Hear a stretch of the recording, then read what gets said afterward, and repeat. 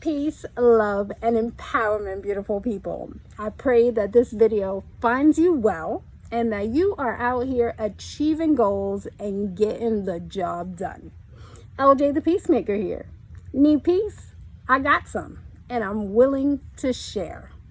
So today, I really want to talk about information overload. If it's not transforming you, then what is it doing? Now, we are living in a day and age where we have access to unlimited amounts of information. The resources available to us are incredible. It's phenomenal. And it's just increasing by the moment. You know what I mean? Even for myself, I keep putting out more information. I keep ingesting more information. And it's a wonderful thing to a point. And how do we know when we get to that point? You know, the thing is that information is meant for us to obtain, to ingest, and then to utilize. So it's really this cycle of receiving new information and then taking what you've learned and implementing it into real life, the practical application, and walking it out. And then you get to see the results of that. And then when you feel like you've kind of plateaued in that area, then you obtain some new information and then you go ahead and implement that. However, too much information causes information overload. But so what is that? I mean, when we receive a tremendous amount of information, it's almost like this fire hose being opened onto us when we're just trying to get a drink of water. You know what I mean? A fire hose has a tremendous amount of force and intensity and will blow you away and knock you off balance. And it's the same thing with information. Too much information, if we just keep taking in information after information after information, eventually it causes confusion. It makes us feel off balance. It makes us feel unsure of ourselves, like we don't know where we're going or what we're doing or what to do next, or uncertain with our own decisions because it just starts to seem like everybody else knows better. And I want to let you know that only you know what's best for you. Granted, it's absolutely necessary to receive new information. It helps pinpoint our blind spots. It helps to push us and encourage us to step outside of our comfort zones. And it helps us to learn things that we didn't know before. However, it's for you to receive that information and process it through your own mind. So that requires a time of shutting out that information and allowing yourself to marinate on it. Let it marinate in your mind. Allow your feelings to develop around it and for you to really determine how you feel about it, how you want to proceed with it. Let God take that information, those seeds of new information that have been planted in your mind, and water them. And this all requires a period of shutting out the information. I mean, even for myself, I love learning. I've always loved learning. One thought leads to another. So I'll start off on one topic. Next thing you know, I'm looking up something else because I just heard a word and I want to understand that. And it's reminding me of this thing over here. And with that, it's real easy for me to run off on a tangent and then start consuming all this information that possibly has nothing to do with the original thing that I was intending to look up.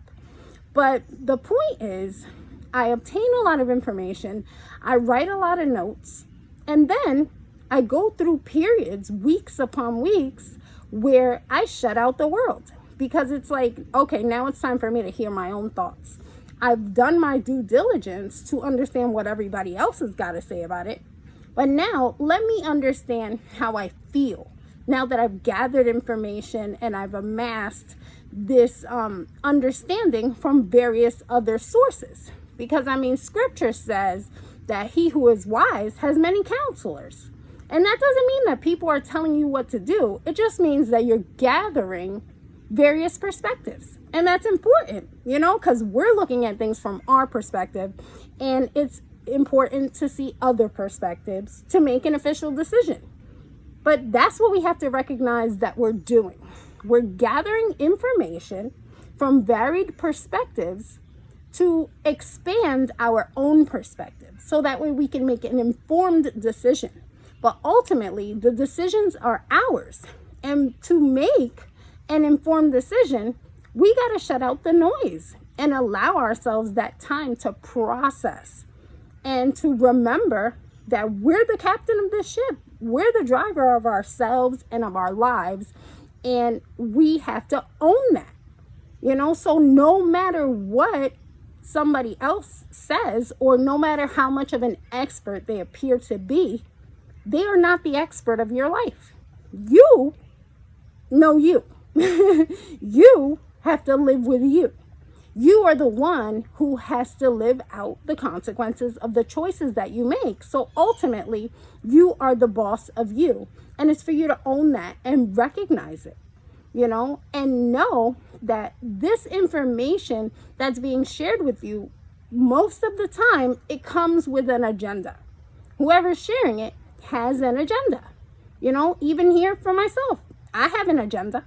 My agenda is the eradication of poverty.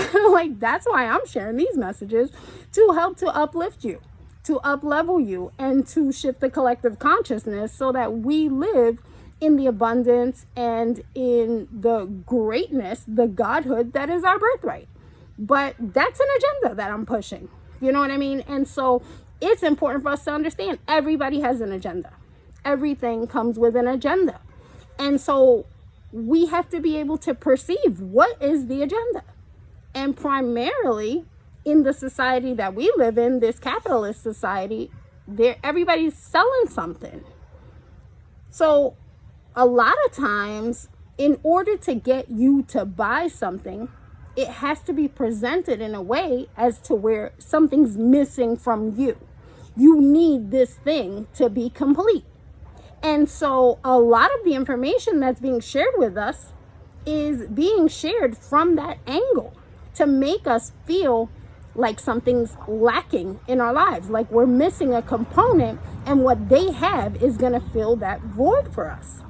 And I mean, that's contrary to God, because ultimately we are whole, we are complete, and nothing is missing or lacking.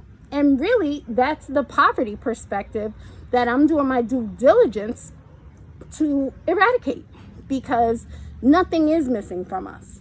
And like I said, it's important to gather information, to understand we don't know everything. However, the judgment that's necessary to perceive what is appropriate for ourselves in our own lives, we do have that.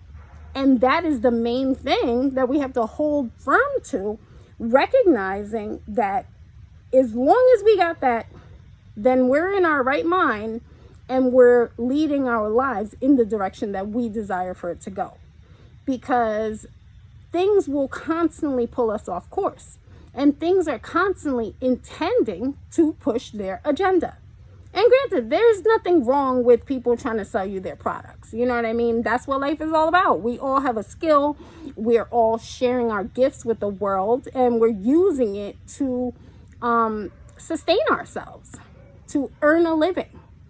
However, we have to know that too much information and feeling like we need more things constantly is coming from this lack perspective. And like I just said, nothing is missing, nothing is lacking, nothing is broken. You are whole and you are complete. And so we have to be very alert and aware of the things that we're listening to, the information that we're ingesting, because our feelings come from the thoughts that we're thinking. And the thoughts that we're thinking are fostered by the things that we're exposing ourselves to, the things that we're ingesting, the things that we're taking in. And so it's like, what is the information that you're taking in? What is it? And what seeds is it planting into your consciousness? What thoughts is it leading to? And what feelings are those thoughts leading to? Are those things helping to transform you in a positive way? Are they helping to lead you in the direction that you desire to go? it's important that we assess these things and really think about it. I know, like, for myself, lately, I've been seeing all this AI stuff, and granted, that's the new wave, that's where we at, the AI, but I'm all about self-leadership and thinking for myself. So, like, I don't want nothing thinking for me or transforming my face or doing all that stuff. It's like, no, I'm about authenticity. And so, like, I pride myself on that. But again, there's nothing wrong with AI and all these apps. But the one that I want to mention is the one that, like, shows you what you look like older. I'm like, I don't want to see that shit. Like, yo, I mean, I have been in a state of poor health previously, to the point where I was 40 years old and I'm looking at elderly people that was like 80s or whatever, needing help, barely could walk, and I felt just like them. You know, so from that point, I took a stand against that aspect of the aging process. Granted, time is going by and our years are accumulating. However, aging does not have to be what we're told it is, that you like start getting depleted and things stop working on your body. I take a stand against that. I denounce it. And I believe that every day I'm getting younger, meaning more youthful, more vibrant, more childlike in essence. And I'm getting stronger and wiser and more joyful. And that's how I'm moving around here. So something's showing me what I'm gonna look like when I'm way older. I don't want to see that. Primarily because then it's putting that image in my consciousness. And now I'm going to periodically find myself thinking about that. And the things that we consistently think about, we're focusing on to some degree. And as we focus on them, they expand in our lives. So as far as I'm concerned, that's accelerating the aging process. And I'm not interested. I'm like going backwards. You know what I'm saying? I'm getting younger, stronger, more joyful, more glorious, more bright, more shiny, more godlike. And that's the goal and that's the objective. But I mentioned that because it's like we have to be very aware and very alert of what we're putting in our consciousness. All of these are seeds. And what do seeds do? Seeds grow. So, like, what is the information that you're allowing yourself to ingest? What is it growing into? Is it growing into something that you desire or something that you don't want? Because, like I just said, with this app that's like, or filter that's making you look older, it's like, is that what you desire to accelerate the aging process? I highly doubt that. You know what I mean? I really don't think so. But we're not thinking that far ahead, so we're just doing it and perceiving it as a fun activity when the outcome of it is not really fun. And so, you know, we have to be aware and alert, because there are so many illusions and subliminal messaging that is being bombarded onto us. Like, it's all around us. It has us surrounded, and we really have to be able to decipher through it and look behind it, the move behind the move. Like, where is this taking me? Is that somewhere I want to go? If not, then I cannot open the door, or else it's going to lead me to where I don't want to go. And, you know, with information, like, there's so much information being shared, and a lot of it is informative. Some of it's informative.